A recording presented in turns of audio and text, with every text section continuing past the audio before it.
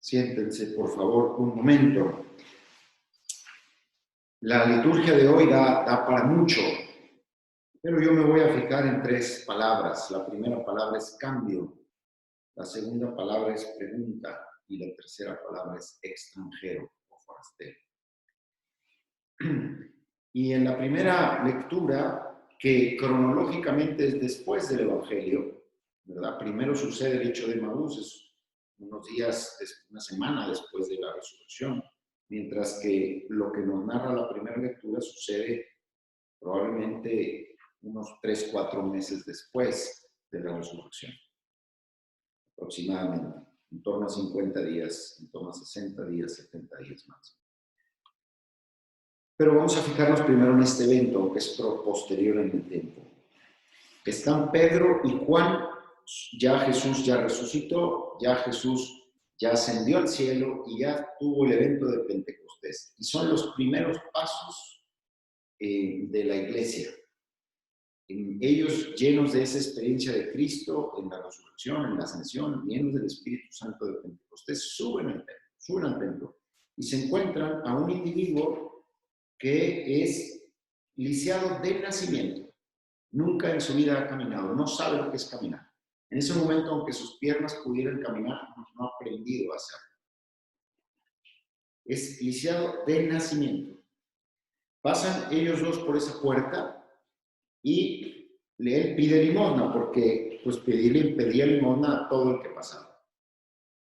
Era la puerta, se llamaba La Hermosa, seguramente porque era una puerta muy bonita, y por ahí pasaba todo el mundo, como las personas que se sientan en las iglesias, en las puertas de las catedrales o de los santuarios donde pasa mucha gente.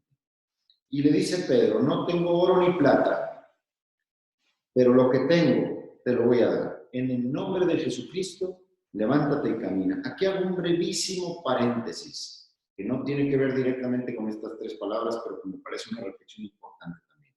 No tengo oro ni plata, pero lo que tengo te lo doy. ¿Cuál es la reflexión que me sugiere a mí esto? ¿Qué estamos viviendo en este momento con esta pandemia y con esta epidemia? Este encerramiento en casa. No tengo oro ni plata. No tengo muchas cosas. No voy a clase de baile los niños, no voy a clase de guitarra, no voy al fútbol, no voy con las comadres a echarme el café, no puedo ir a la oficina, no puedo hacer los negocios que antes podía hacer, no puedo hacer viajes, no puedo generar muchas cosas que normalmente genero. Pero lo que tengo, eso te lo doy. ¿Y qué es lo que tenemos nosotros encerrados en casa estos días? Muchas cosas maravillosas que a veces no atendemos suficientemente. Y quiero mencionar dos. La primera, la reflexión y el silencio de nuestro corazón, que nos ayuda a tomar tanta conciencia de saber dónde estamos parados en este mundo. No tengo actividad, pero tengo una reflexión riquísima que puedo hacer todos estos días. Y número dos, ¿qué otra cosa tengo? Que no es oro ni plata, que no es mi actividad ordinaria. Tiempo abundante para convivir con las personas que amo. Y esto es mucho más que el oro y que la plata. Esto es mucho más que los logros, que la economía y que muchas otras cosas. Cierro paréntesis. ¿Qué es lo para centrarme en la primera palabra? Que es cambio. Al instante dice, puesto que le dieron esto, que es lo que nosotros hoy podemos dar, ¿verdad? Reflexión y amor, que no es oro ni plata. Cuando los apóstoles le dan esto al lisiado, se produce un cambio impresionante. Dice, al instante sus pies y sus tobillos adquirieron firmeza. Firmeza. Es la palabra que utiliza los Hechos. Dio saltos, empezó a andar, caminando, saltando y alabando a Dios. Y todo el pueblo lo vio caminar. Son 4 veces que se utiliza el verbo caminar o andar. Y 2 veces el verbo saltar. Y una vez la palabra firmeza. Hay un cambio de debilidad total a dinamicidad, alegría, fuerza, firmeza. Y todos lo veían con asombro. Bien, esto es lo que sucede con la resurrección de nuestro Señor Jesucristo.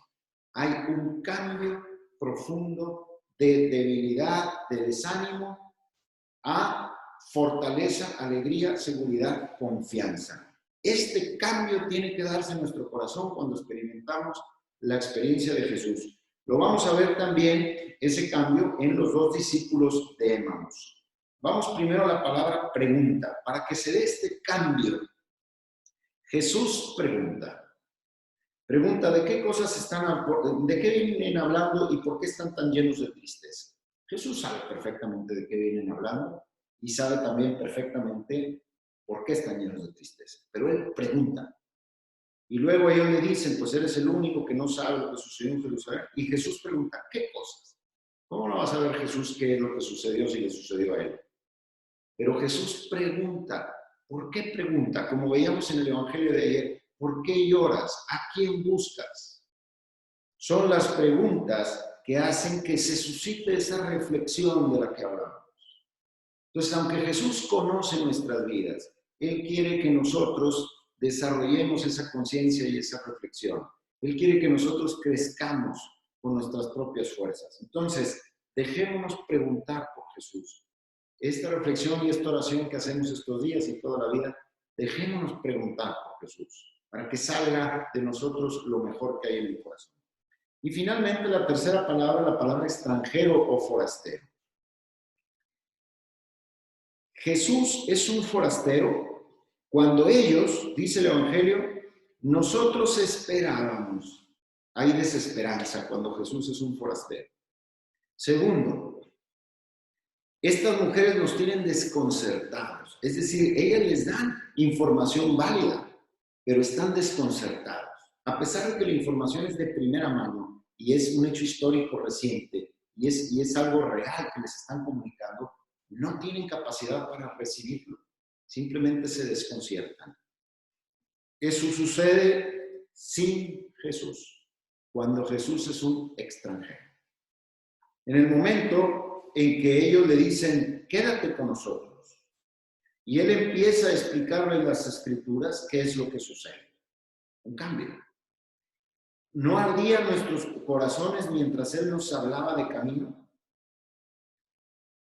En el momento en que lo reconocen, ¿qué hacen? Ya se está haciendo de noche en Emaús, y sin embargo regresan a Jerusalén llenos de vida, llenos de seguridad, como el lisiado de nacimiento, llenos de entusiasmo, llenos de seguridad. Es una palabra muy importante en nuestra vida, tener seguridad de lo que hacemos. ¿Y qué nos da esta seguridad? La presencia de Jesús. Cuando Jesús es un extranjero, estamos inseguros y no sabemos para dónde caminar y no sabemos reflexionar y no logramos ver las cosas como son. Cuando Jesús entra y Él nos lo explica, si nos dejamos preguntar y nosotros le decimos lo que hay en nuestro corazón y le decimos, quédate con nosotros, y Él nos lo explica, entonces todo adquiere luz, claridad, y en nuestro corazón nuestras piernas se ponen firmes, se ponen a saltar de júbilo y de gozo, como sucedió con el lisiado de nacimiento. Amén.